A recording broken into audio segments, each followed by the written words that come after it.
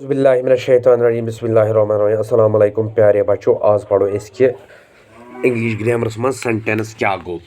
Sentence is a group of words arranged words which have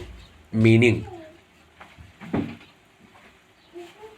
sentence हसा group of words यमन क्या माने आस sentence is a group of words which is meaningful or which have meaning यह हसा group of वर्ड्सन हुंद अक group यथ माने मिसाल this is a boy meaningful आस माने दार आस हसा अक लड़क दिस इज माय बुक यह हसा मीन किताब अगर अस देखो बुक इज दिस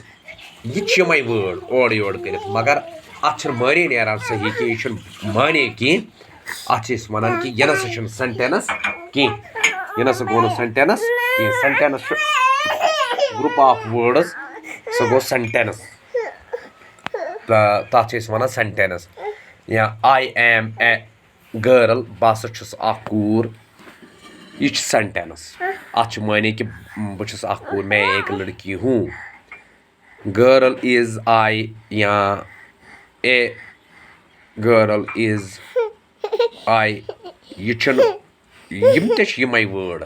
मगर इन थोड़ा अरेंजमेंट ओर योर कर जम्बलड वर्ड ओर योर इन सह पैटर्न सिक्वेंस कह कि इन नेर माने यह वन कि तथ सेंटेंसस या तमन ग्रुप ऑफ वर्डन जन तम वर्ड यम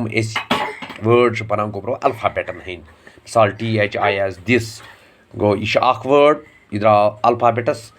4 अल्फाबेट लगे अत बनो वर्ड अगर ग्रुप ऑफ वर्ड्स तथ मज करो तथ मज तथ मज बनाओ माने आस तिमन वन कि यह सेंटेंस इंशाल्लाह।